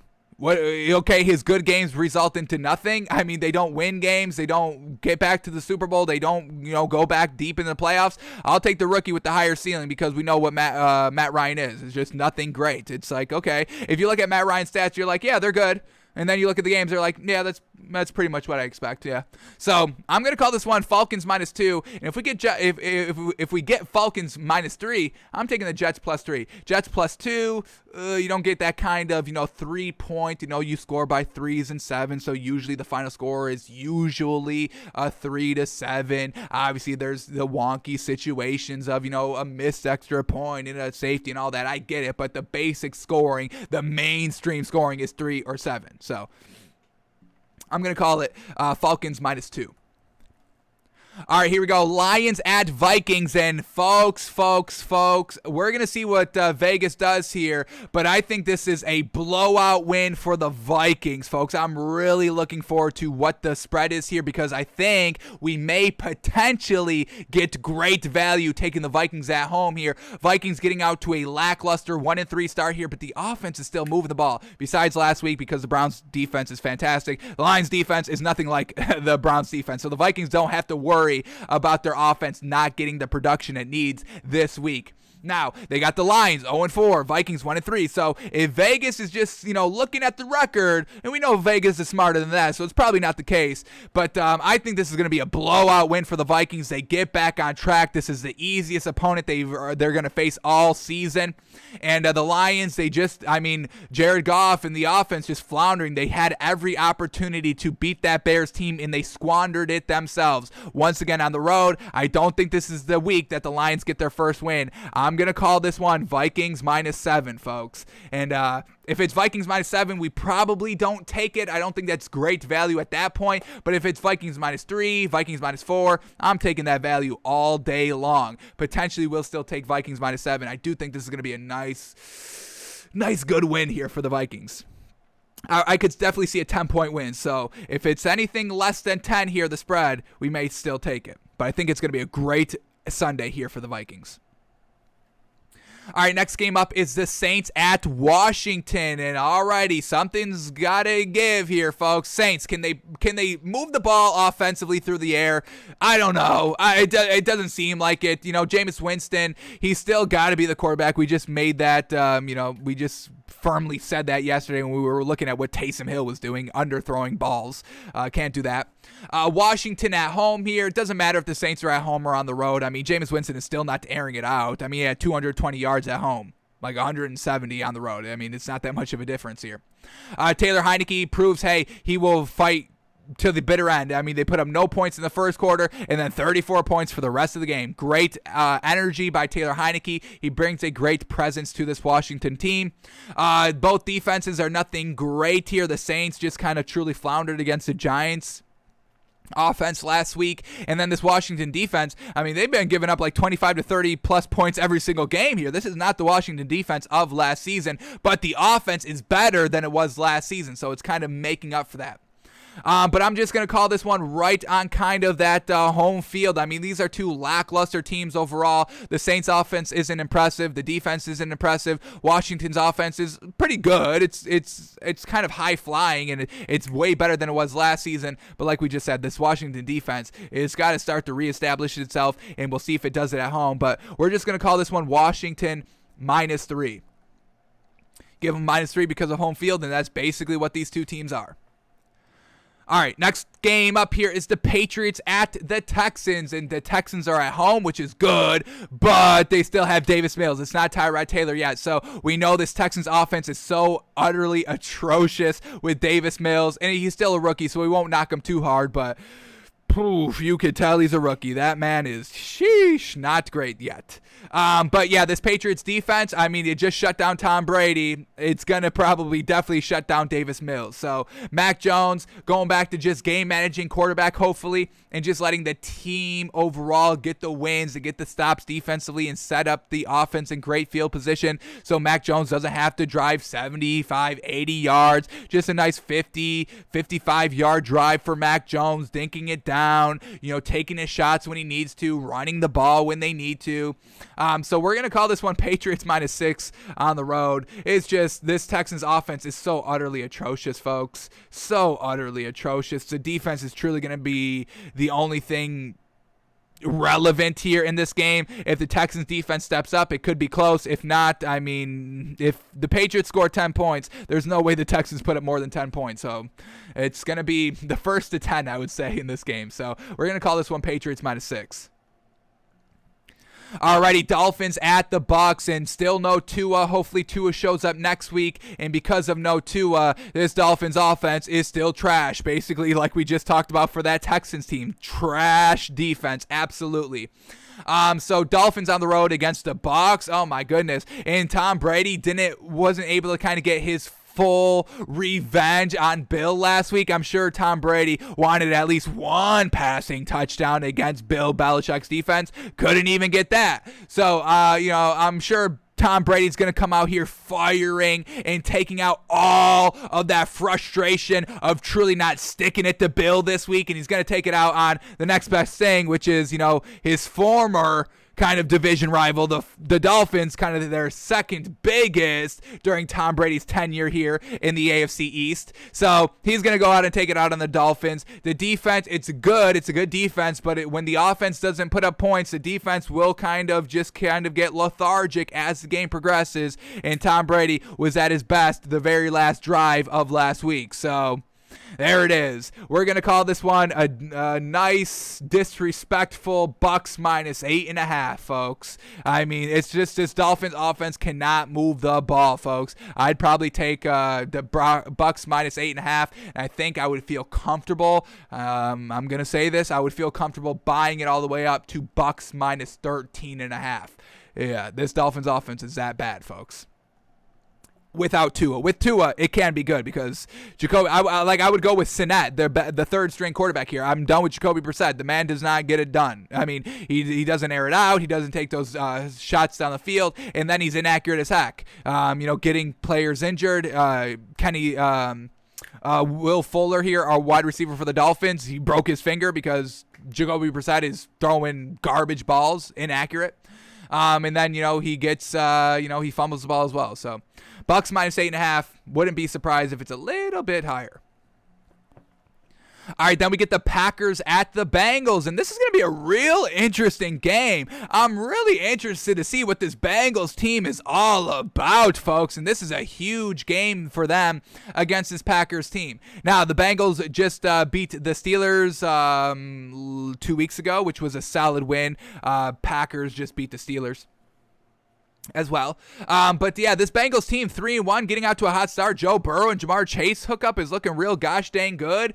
And Packers on the road, Aaron Rodgers. I mean, I'm just not feeling the team here by the Packers. It just still feels like there's some animosity here between Aaron Rodgers and the team a little bit because of that kind of dysfunction in the offseason. I don't think it's all buddy-buddy, and they're lucky they've been winning, so they've been able to kind of keep it truly kind of bottled up and under wraps here. But, they're on the road here. This Bengals team has a great chance to upset. What is this Bengals defense ranked? Let's quickly see what this Bengals defense is all about here. And just see where this Bengals defense is ranked. Are they going to be able to try and stop this Aaron Rodgers offense? So here we go. The Bengals, they have a top 8 defense. They've only given up 75 points so far this season, 1,200 yards. Where the Packers, where's their defense? They've given up 100 points and 1,200 yards as well. So this Packers defense, they've given up more points to the Bengals. And with Joe Burrow's high-flying offense with Jamar Chase, I think this is on upset alert, folks. We can get some good value here. We'll see how much respect Vegas has for the Bengals. But I'm going to call this one Bengals -1, folks. I truly think so. I think this Bengals offense can get it done past this Packers defense. And if this Bengals defense forces a turnover early on with Aaron Rodgers, like we've kind of seen a little bit. When Aaron Rodgers throws some picks, they're really going to come in the first or second quarter, and usually if he throws one, we can kind of see a second one coming as well. So Bengals -1, they get after Aaron Rodgers early and often. It's a 1 o'clock kind of kickoff time. Packers aren't usually kind of in the 1 o'clock slot, usually kind of a 4 o'clock slot for this Packers team. So Bengals used to playing early, Packers maybe not so much, and Aaron Rodgers on the road, he looked all right against the Steelers last week. Nothing great, not kind of Aaron Rodgers-esque, but it was okay. I'm going to give the Bengals some love here. I'm calling this one Bengals -1, and if we get any points with the Bengals, I think that's great value. All right, next game up is the Broncos and the Steelers. All righty, Teddy Bridgewater should be able to go. He should be practicing today, getting out of concussion protocol and all that. And this Steelers offense versus the Broncos defense, I don't think so. No way. This Steelers offense has just been absolutely lackluster the entire season, folks. Big Ben, the receivers, Najee Harris has been fine, but in the clutch, he's not getting it done. He's not the one that's kind of putting the team on his back, and he's a rookie, but still, somebody's got to do it. Shoot. Teddy Bridgewater, we just watched him yesterday of his week performance against the Ravens, and it was solid. It's just that Ravens defense was really gosh dang good. And I think that Ravens defense is a little bit better than the Steelers defense overall. And just once again, I just don't think the Steelers team offensively is going to be able to get it going. Now, they are at home, which is a nice silver lining for the Steelers team. But this Broncos defense, they held the Ravens to 23 points and a lot of 3-and-outs and not able to move the ball and not able to be kind of explosive and consistent like that. And they kept it close. The Broncos defense kept it close. It's just unfortunate. Drew Lock couldn't do anything either. So I'm gonna what do we call this one, man? Steelers at home, so you give them the -3. Broncos. It's just, is Big Ben gonna torch it up this week? He's been banged around, folks. I don't know if we can even buy Ben. I can't even buy Ben with this spread. I'm gonna call this one Broncos -2.5. Broncos -2.5. It's just, we'll start respecting it when we see it, but it's week after week after week after week, and if he's not getting it done in the beginning half, as that arm wears and tears, he's just going to get worse and worse and worse and worse. I don't think this is going to be Big Ben gets off to a slow start and then so hot at the back end and then carries that into the playoffs. If we didn't see it week 1, 2, 3, 4, I don't think we see it 5, 6, 7, 8, 9, 10, 11, 12, 13, 14, 15, 16, 17. And if they don't get it, get it going, they don't get it past week 17 because they're not making the playoffs. So I'm calling this one Broncos -2.5 on the road. Alrighty, then we get the Eagles at the Panthers. Ooh, going to be a great game. What is this Eagles team? Can they get it going? They just put up 30 points last week against the Chiefs. That was great. But now they got to go on the road against this Panthers defense. And Sam Darnold just playing game-managing quarterback. And we'll see what this Eagles defense is all about. They just let a touchdown go every single drive last week for the Chiefs. So we'll see what this Eagles team is truly made out of. The Panthers get Christian McCaffrey back. I want to buy in this Eagles team. I still think we can buy into this Eagles team, but this Panthers defense, I think, is not what we need to see right now for the Eagles. So I'm going to call this one Panthers -5.5. We'll see if this offense can keep it going here for the Eagles. They just finally started to kind of score in the red zone. They need to kind of not settle for field goals. That's going to be their next kind of jump, their next hurdle. Their first hurdle was just scoring the ball, and now the next hurdle is scoring touchdowns. So we'll see what this Eagles team can do on the road. It's going to be a tough one against this Panthers defense. I don't think this Panthers offense is so much better than the Eagles. I'm not saying Sam Darnold is better than Jalen Hurts. Honestly, I would kind of say they're basically right neck and neck on what they can do. So I'll call it Panthers -5.5. Alrighty, Titans at the Jags. Oh, Urban Meyer. He's not getting any more lap dances. Alrighty, he's learned his lesson. But I don't think he has this team ready to go. Is the respect factor there? They've got the Titans coming in this week, and they have a lot of people showing up on the injury report. Let's go to this matchup. It's like 20 players here on this Titans team on the injury report here. We got Sherrill Finch, Julio Jones, Jeremy McNichols, Caleb Farley, Taylor Lewan, A.J. Brown, Jeffrey Simmons, Aaron Brewer, Jalen Brown, Tommy Hudson, Chris Jackson, Brett Kern, Bud Dupree, Rashad Evans, Ben Jones. I mean, everybody's on here, but Derrick Henry's not on here, and that's all we need to see. Derrick Henry is going to punch this Jaguars team in its mouth, folks. I don't think the Jaguars are going to be ready. All this distraction, all this respect talk, and, you've got to kind of talk your team and coach up your team and have that leadership on the field and the locker room to get ready to tackle the powerhouse, the monster truck that is Derrick Henry, who runs 30 times a game for 150 yards. You're going to have to get ready for that. And if this team gets down bad, if the Jaguars get down big bad early on, nobody's going to want to go to bat to win for Urban Meyer when they have to,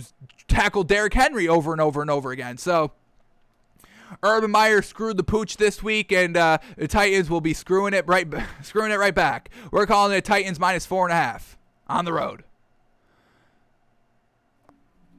Alrighty.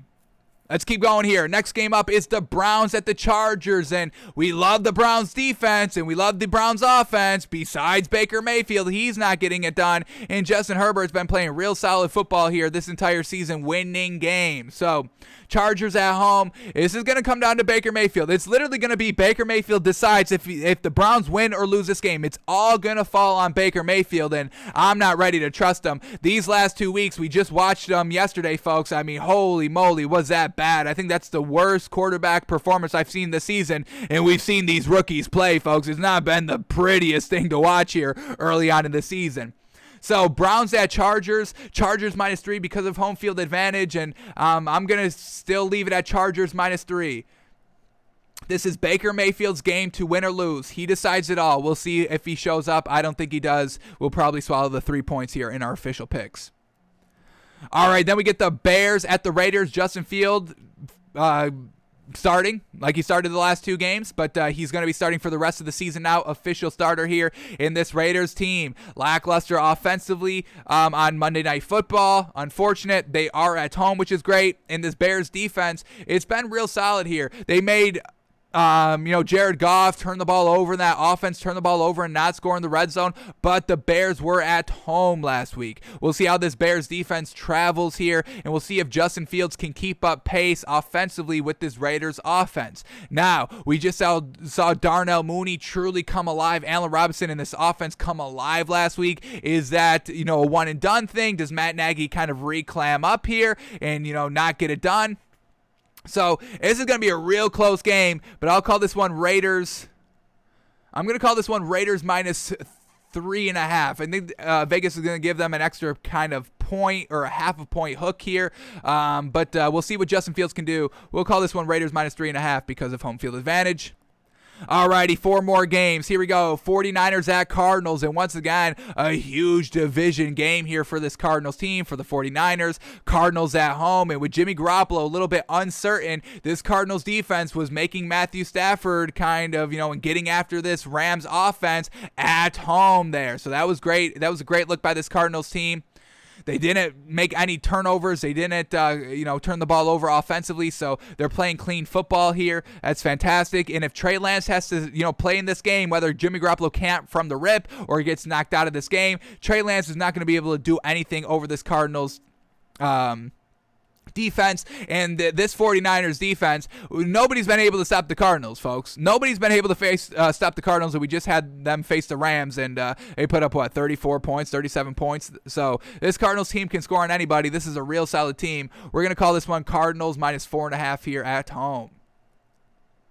Alrighty, then we get the Giants at the Cowboys, and man, oh man, bad timing here for the Giants. They just got on track here with their offense and won their first game last week, but now they have to go into Dallas against this Cowboys defense. Sheesh, good luck with that. We love this Cowboys defense. Dak Prescott, he's been, hey, if I need to throw it, I will throw it. He had 4 touchdowns last week, but under 200 yards because the running attack was fantastic. So if Dak Prescott needs to be called upon to throw 300 yards, he will. If he only has to kind of be game manager, throw 180, 200 yards, he will do that as well. So this Cowboys offense is moving the ball and winning multiple ways. This defense, we'll say it again, we say it every single week, they're true ball hawks all over the field, and we're going to call this one Cowboys -5.5 here against this Giants team.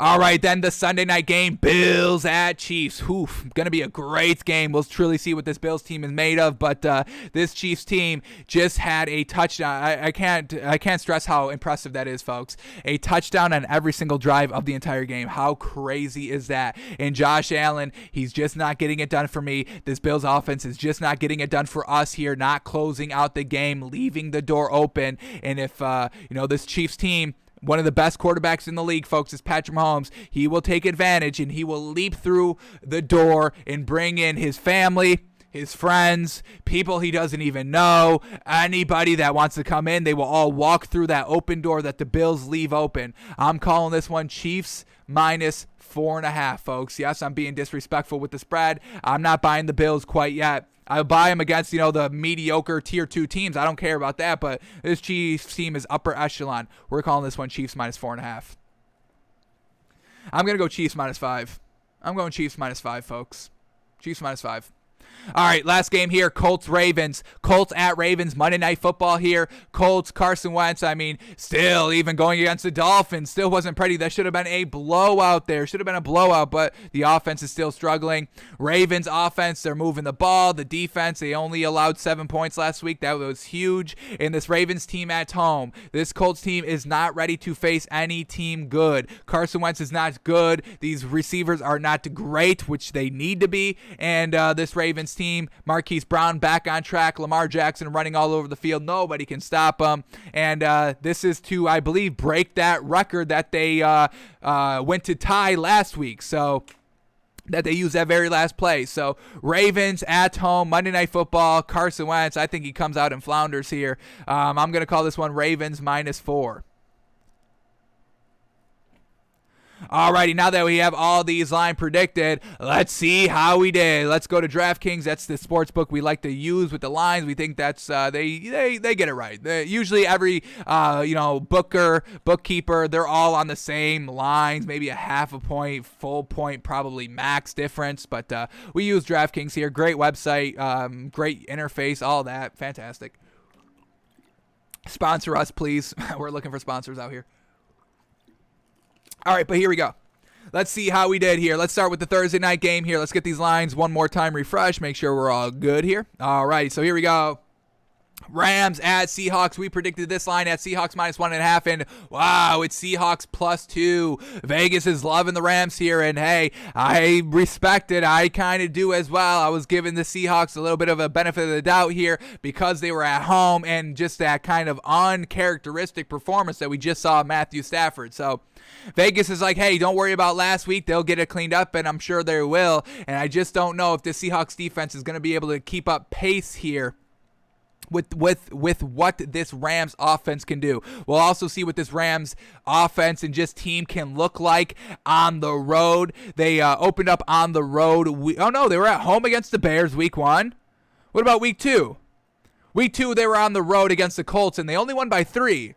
I like the Seahawks team better than I like the Colts here. So Seahawks plus 2 is looking appetizing. The Rams, they beat the Bucs at home. They had the Cardinals at home. This is their only second road game, and they went toe-to-toe with the Colts. And if Carson Wentz didn't get knocked out of that game, the Rams may have lost on the road. So Seahawks plus 2, folks. We'll give you our pick right now. I think I'm taking the Seahawks plus 2. Matthew Stafford leaving a bad taste in our mouth. Now they're on the road here. Division opponent against the Seahawks. Russell Wilson, Pete Carroll, short week for everybody. I think they get back on track here. So Seahawks plus 2, I think that's great value. Rams won by 3 on the road against the Colts. I'm taking the 2 here. I'm taking the Seahawks plus 2. All right, so that's our Thursday night football pick right there. A little off the mark on our spread, but all right. Vegas is going to give us those points. We'll take them. We were ready to swallow 1.5 here by the Seahawks, but I'll take the 2. Damn, you're giving me 2 points? I'll take those 2 points all freaking day. All right, now let's start talking about some Sunday action here. First game up is the Jets and the Falcons. We predicted this line at Falcons minus 2, and it's Falcons minus 3. All right, so Vegas is saying, hey, both these teams are even, but I'm giving the edge here to Zach Wilson and the Jets, and we get 3 here. I think that's great value, folks. I'll take the 3. I don't see this Falcons team winning this game. They just let Taylor Heineke come back from behind, and that's not a dig to Taylor Heineke. I think he's solid out here, but if Taylor Heineke can do it, so can Zach Wilson, because that man just started to open up the ball down the field last game, and if Taylor Heineke can put up 34 points, I think the Jets can do it as well. So Falcons minus 3, no good value. I truly stay away from that. Jets plus 3, I think I'm loving it.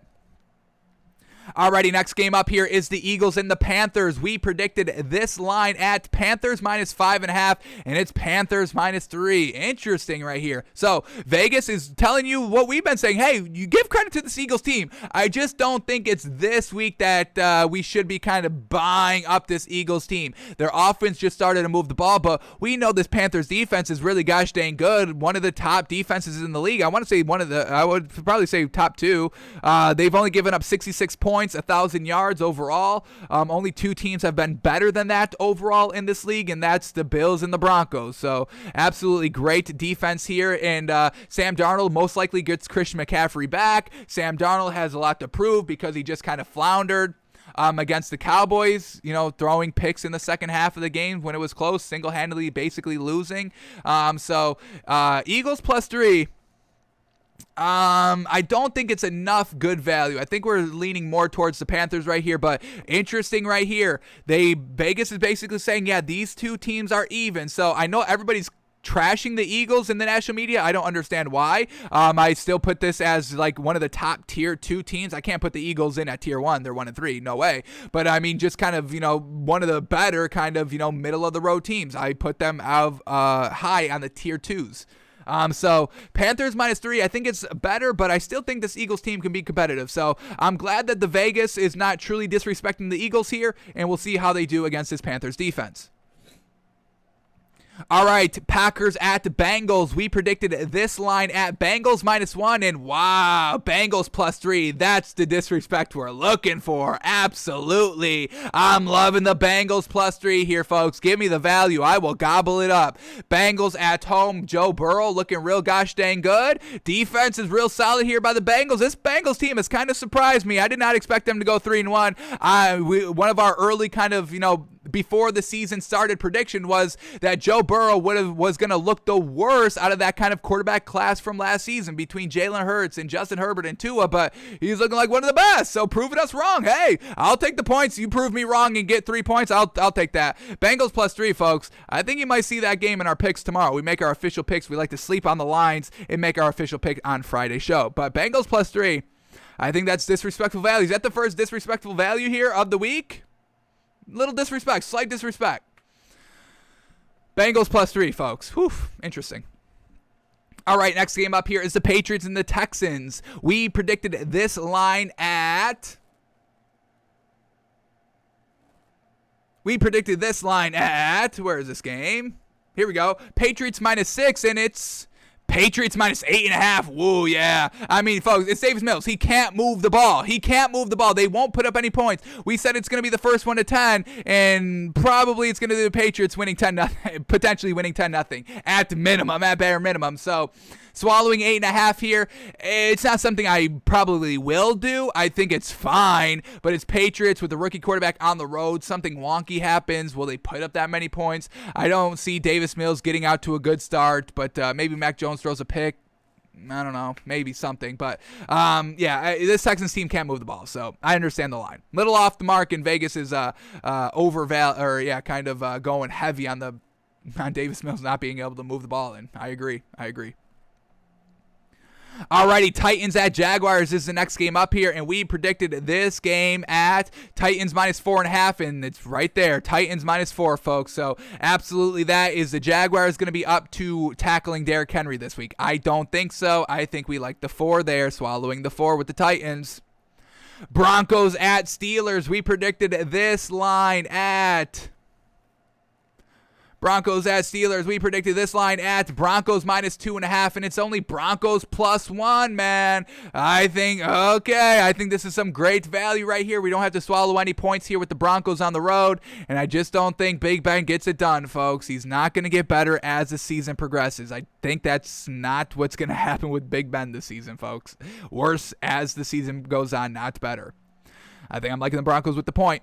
All right, next game up here is the Saints at Washington. We predicted this line at Washington -3, and wow, Washington +2.5 against this Saints offense that doesn't move the ball down the field. In this Washington defense, this is the perfect opportunity for them to really kind of solidify, hey, we're the real deal defensively here. They're not, airing out the ball. They can, they just don't. They did it once, they did it twice last game. Hopefully they start doing it a little bit more this week, but this is the week. If Jameis Winston's not going to throw for 200 yards, this Washington defense can rush him a little bit more, press the receivers a little bit more, kind of the safeties can press up a little bit more towards the line of scrimmage, and they can make it a real bad day here for the Saints. So I'm not buying the Saints team -2.5. What are you, nuts? Washington +2.5 here. I feel like this is a trap bet here set up by Vegas, and I'll be the sucker. I'll fall right into this trap. Washington +2.5, I think, is great value, folks. Absolutely great value. Wow. I'm okay, folks. Wow, Washington. I think that's disrespect. I think this is a little bit more disrespectful than the Bengals +3 over there. Wow. Vegas is on their bullshit this week, folks. Disrespect is coming out. All right, we're starting to see it. Washington +2.5. I love it. I love that. Woof. Alrighty, next game up is the Lions at Vikings. We predicted this line. Now, let's see if we get great value here, folks. This is a potential game where we can get immaculate value. We don't want to swallow that many points here with the Vikings. Lions at Vikings. We predicted this line at Vikings -7, and it's, okay. No great value. Unfortunate. Vikings -9.5. We understand it, folks. I'm telling you, I really think this Vikings team runs wild. I think they put up the points, and now they'll have a lot of people talking come next week like, oh, this Vikings team, why have we not been talking about them? That's the type of game the Vikings are going to put out. So -9.5, that's always a lot to swallow here. But we'll see what we do tomorrow with our official picks. But that's exactly what, we understand. We understand. Alrighty, next game up here is the Dolphins at the Bucks. We predicted this line at Bucks -8.5, and it's Bucks -10. Once again, this Dolphins team cannot move the ball offensively without Tua. They will not be able to move the ball offensively on the road against the Bucks defense. No way. So Bucks -10. I understand it. We probably don't swallow it because it's not good value for us anymore. And the Dolphins +10 is definitely not good value, so we're not going to go the other way. So unfortunate. Vegas, they don't lose money, folks. They're usually right on it. No good value there. Alrighty, Browns at Chargers. We predicted this line at Chargers -3, and it's Chargers -2. So they're giving a little bit more credit. Vegas is giving a little bit more credit overall to the Browns than we are. But, we understand, the Browns team is all good besides Baker Mayfield. So, like we said, it's going to be Baker Mayfield to decide to win this game or not. I think we swallowed the 2 here for the Chargers. They win by 3. Bingo, bango. We cover the hit. All right, Bears at Raiders. We predicted this line at Raiders -3.5, and it's Raiders -5.5. Woof. All righty. So Vegas has given no respect to Justin Fields. I've got no problem with that just quite yet. We'll see how he does on the road against a real solid team right here against the Raiders, and we'll see how the Raiders bounce back. Raiders -5.5. I don't think is any great value, but Raiders -5.5. Giants at Cowboys. We predicted this line at Cowboys -5.5, and it's Cowboys -7. So a little bit more than we were thinking here. And that's kind of what the theme of today here. Vegas is kind of, we're kind of lowballing Vegas a little bit out here. But yeah, I understand it. I mean, I don't think this Giants team is going to be able to continue what they did last week, and they only got going in the fourth quarter. So I don't think any of that kind of, dusts off. And this Cowboys defense, I don't think it flounders. And Dak Prescott, I think, does what he does, and Zeke Elliott and Tony Pollard and this whole offense here. This Cowboys offense is real great, and they're at home. Cowboys -7. All right, here we go. The last 3 games here. 49ers at Cardinals. We predicted this line at Cardinals -4, and it is Cardinals -4.5. Yeah, I mean, this Cardinals defense and offense is fantastic, folks. And if Jimmy Garoppolo is not playing, expect this spread to go through the roof. So maybe secure this value while you can. He's still a little bit in limbo, kind of leaning towards playing. So Cardinals -4.5 is probably the best value you'll get, and it can only get worse from there. So maybe lock it in. We're liking it. All right, Bills at Chiefs. We'll see what they did here. We predicted this line at Chiefs -5, and they're just going to leave it at Chiefs -3. How do you leave this one at Chiefs -3 just because of home field advantage? I don't agree with that at all. How many times do we have to say it? Josh Allen is not closing the door in these games. We don't think that's going to work here against the Chiefs. They'll take advantage. The Chiefs blow them out. We have the Chiefs -5. We still like the Chiefs -5, so we will probably swallow the 3. And then the Monday night game, Colts at Ravens. We predicted that at Ravens -4, and wow, I'm glad Vegas did this. Ravens -7. Yeah, that's really what it should be. No respect to Carson Wentz, and I think that's perfectly fine. This is disrespectful by Vegas to the Colts, and I firmly stand by this disrespect right here. Carson Wentz has got nothing, and this Colts team overall is just not able to win the games because they don't have that quarterback, just like last year with Phillip Rivers. Unfortunate first-round exit of the playoffs, even though they had a little bit of a better regular season so far than Carson Wentz does. So, unfortunate. Alrighty, so, yeah, Vegas kind of putting these spreads a little bit higher than we would like. Truly couldn't get a lot of great value. There was opportunities for some real great value, but Vegas is smart, folks. Vegas is smart, so unfortunate. But we'll come back at you tomorrow when we sleep on these lines, think about them through a little bit more, and we come at you, and we'll find the value, folks. Don't worry about that. We'll still find the value. Come on, don't test us. So still value to be had, and we'll sniff it out for y'all. But we are taking the Seahawks +2 tonight. Give us those points, absolutely. Alrighty, folks, that's going to do it for us today. Thanks for tuning in. Thanks for watching. Thanks for listening. We are back live tomorrow, noon Eastern, where we make our official picks and we break down the game for from last night. Alrighty, Calvin Ridley, hang on. Is this Jets game in London? Oh, we forgot. That plays into it. Oh, man. What's the spread here? I forgot all about the Falcons and Jets playing in London. So Jets +3 in London? Oh, absolutely. Well, maybe not now. Oh, no. Oh, goodness. I forgot all about the London, folks. Robert Saleh, rookie head coach. Arthur Smith, also a rookie head coach. How are they going to get their players prepared to play this game? Zach Wilson, rookie quarterback. How is he going to prepare to play in another country? But no Calvin Ridley. He's not making the trip to London. So get that Jets +3 when you can, folks. Holy cow. And Russell Gage. Oh, my God. Yeah, you got to get that value while you can. Get that Jets +3, folks. Get that Jets +3. All righty, now we are going to be out of here, folks. We'll see you tomorrow, folks. Have a great one. Have a great one out there, folks.